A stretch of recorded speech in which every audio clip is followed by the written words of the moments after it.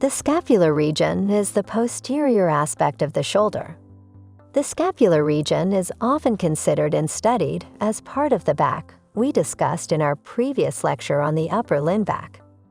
This is because several structures here, for example, the trapezius and latissimus dorsi muscles, connect with and function as part of the upper limb, thus uniting these areas.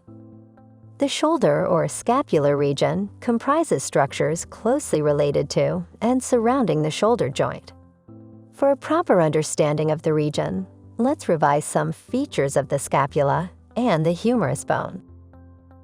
The scapula, also called shoulder blade, is a thin flat bone placed on the posterolateral aspect of the thoracic cage. It is triangular. It connects the upper limb with the thoracic cage, also called scapulothoracic articulation. Scapula also articulates with the humerus to form the glenohumeral joint, and with clavicle to form the acromioclavicular joint respectively. The scapula has 2 surfaces, 3 borders, 3 angles, and 3 processes. The details of these bony landmarks of the scapula have already been discussed in detail in our previous lecture on the upper limb bones. As for the humerus is the bone of the arm. It is the longest bone of the upper limb. Proximally, the humeral head articulates with the glenoid cavity to form the glenohumeral joint, while the distal end of the humerus articulates with the radius and ulna to form the elbow joint.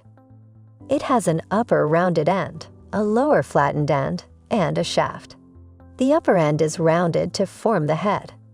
The lower end is expanded from side to side and flattened from before backward.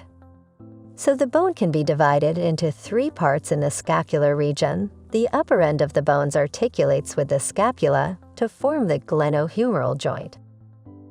This is the anatomical name of the shoulder joint. It is named because articulation occurs between the rounded head of the humerus and the shallow, pear-shaped glenoid cavity of the scapula. There are different types of joints that are classified based on the movement that they allow. We will discuss the joint of the upper limb in an upcoming video. For now, you just need to remember that the shoulder joint is a synovial ball and socket joint. In the upcoming section, we will talk about the muscles and the neurovasculature in the scapular region. Explore our extensive library of over 1,800 video lectures to learn about a wide range of topics. Only on sqadia.com.